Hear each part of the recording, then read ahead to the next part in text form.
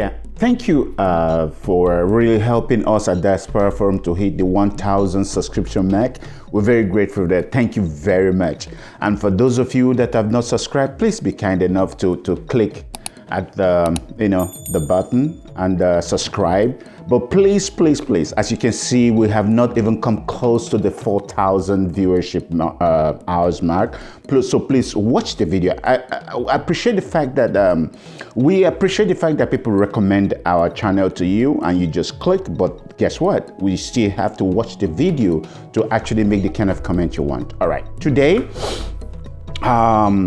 we'll really look at something that is very bothersome, and that's why we say, have you heard? Yes, have you heard? Because it's something that really bothers us. Thank you for your comments. Somebody actually commented and asked me why I use the proverbs, and said they don't understand how it relates to what I'm talking about. So all right, I said, no problem. I picked up the challenge. And today, I'm going to give you 3 proverbs, and then I'll use them contextually with what I'm going to describe about. I'm going to talk about today about, have you heard, things happening around third world nations that has brought us so much disrespect to the world, despite all our contribution to what we're doing. This is not something anybody did to us. This is what we brought to ourselves. So the first proverb of the day, now take a look at that. Yes, very good. It says, if one finger touches oil, it spreads to all the other fingers. It's an African proverb. That's it. See, because of one thing or the other that some of us are doing around the world, guess what? All of us are bugged together, we're put together and described as such. That's exactly what the proverb is trying to say. When one finger touches oil, it touches the rest. And then the other proverb, take a look at that again. Take a look at that. It says, he who fetches an ant-infested wood home, should not be surprised when the lizard pays him a visit. Yes, exactly. Please forgive our parochial slant. There is about him instead of him or her or any person. So any person who brings an ant-infested log of wood home should not be surprised when the lizard. So take for example, because of the way our leaders have treated us, because of the way we act sometimes, guess what? Now, police people around the world can talk to us, can look at us and treat us like idiots, just because of the way our leaders have presented us as,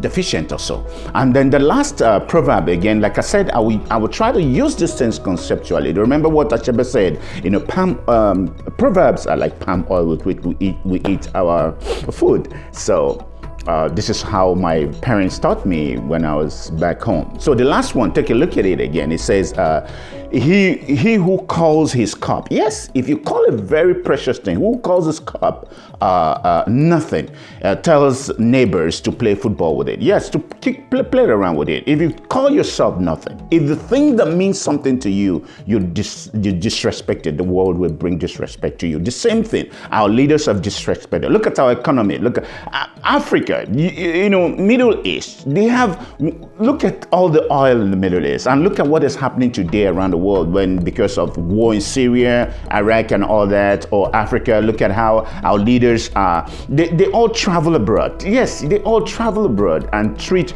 our precious materials, our precious resources with no abandon. That is why now people treat us with disrespect and think we're stupid. Now, once again, please, if you have not subscribed, please click the bell button there and subscribe. Please watch the video. Watch the video. Just don't subscribe because people recommended the channel to you. But first of all, like we always say, did you know? Take a look at that. Take a look at that.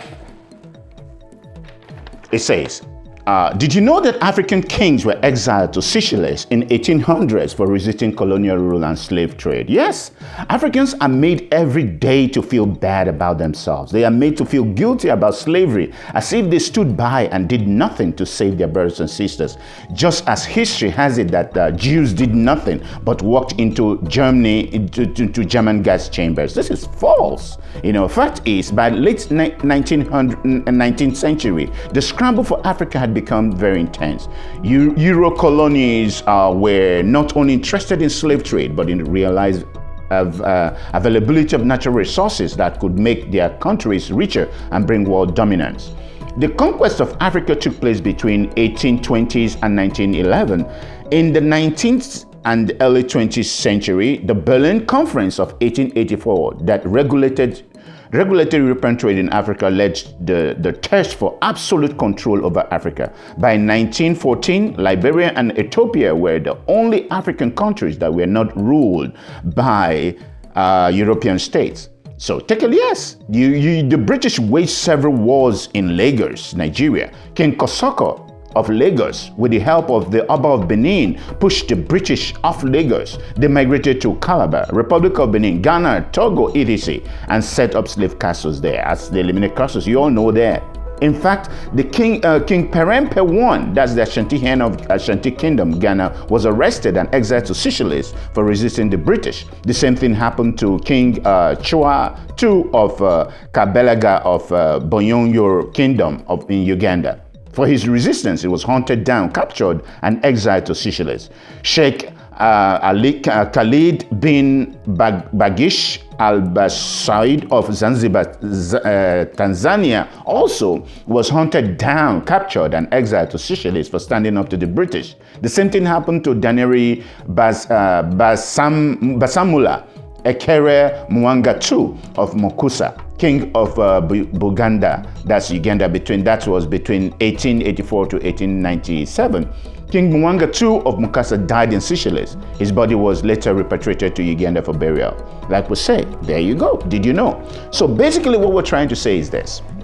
Africans fought. They fought tooth and nail, but guess what? We could not, Africans or the kings could not compete with the superior firepower that the British, the Germans, the Dutch, they brought to Africa towards the destruction of everything and looting of our culture that's now spread about their museums. And is anybody thinking of paying us back for that? No. But guess what? It's a promise. A pharaoh that did not know Joseph will arrive to someday, and then those things they stole, they looted, they will bring it back to Africa, or they'll pay for it. We deserve it. History, justice, this demands that at least. All right.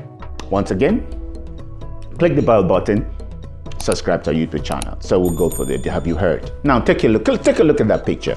Take a look at that picture. All African leaders, they all screwed abroad, but once they get to power, guess what they do? They prefer to go to medical tourism, and if headache, earache, anything, they go to Dubai of all places. They go to London, they go to Canada, go to the United States to take care of themselves, but abandon their homes. Abandon their own homes rather than to develop. Look at desert Dubai. Dubai reminds me of Babylon. Yes, when I was in Iraq, I looked at Babylon and smiled. It has turned again to what it naturally was, desert. Somebody with vision made it what it is. And all third world nation kings and rulers and corrupt politicians, they all flock there and be treated. And when they get there, they ride on trains, they ride on buses with the rest of us. We see them, we smile. But back home, they go on convoys. They go on convoys, 30, 50 people. Who are they pretending? Who are they cheating? What do they think they're doing? How so sad. That is why, like I said, remember it, the proverb. When one finger touches oil, spread around. So now we all treated the same thing, that we are foolish and stupid. Yes, we called our cup nothing, and that is why now the world treats our precious things. That's why the Chinese can even give us loans written in Mandarin, and then we sign them. History will judge. Look at the way we talk about Abacha today. Look at the way we talk about Pobia even when he's alive. Look at, what is his name that died in India? I mean, look at the way we talk about them. Why can't we have people to develop Africa? People to develop India, people to develop the Middle East, to make it what it's supposed to be. There was a time Babylon was the place to be. Yes, rulers make a difference. Now, guess what? It's affected the youths. Look at the youths. They take any way possible just to get out of this poor place, these third world nations. Look at them in dinghy boats. Look at them in Mediterranean. Look at people dressing up in hazard suits to receive human beings. They treat us like slaves. They treat us like crap. across the world because our leaders cannot get it right. They would rather travel out. They travel out right on trains. Right. It is sad. Such a huge brain drain. Look at Nobel laureate. Look at a Nobel teaching abroad. Imagine if Wole Soyinka, Neo Sundari, Adichie Chimamanda. Imagine if all of them, they were in Nigerian or African schools. Ngugi wa Thiong'o, for God's sake. Imagine if all these people were in their places of origin, teaching those children the kind of influence they have on them. Yes, this is why I said it, that we called our own thing, our precious material, rubbish, nothing. And that is why lizards, riffraffs cannot talk to us. Yes. Have you heard? Yeah, imagine, okay, look at that picture, for example. Look at look, if in United States alone, Nigerians, I'm just picking Nigerians, can form an NBA national team. Yes, look at them. Look at people taking their talents all over the world, taking their talents to the rest of, because our own leaders cannot develop our facilities. Take a look at it. People running for other countries. Look at Adesanya. Look at Anthony. Look at the rest of them in NBA. Look at NFL. Where do I go? And then when these leaders come to these places, the same people, Africans, are the people that treat them in those hospitals they go to. We excel, but we just don't want to put back. We don't want to plunge back. We want to enjoy what other people have done. Let us develop our own resources. Have you heard? That's what I mean. One oil touches oil, spreads the rest of us. We're all criminals. We're all bad people. We are thoughtless. Yes. We call our cup nothing. We call ourselves nothing. That's why we're treated the way we're treated. Does that sink in? Pull your pants up. Pull your pants up. Dress properly. Dress properly. Talk properly. Yes. Go to school. Don't look at people to save you. Save yourself. We've got to save ourselves. We've got to pull ourselves up. Yes.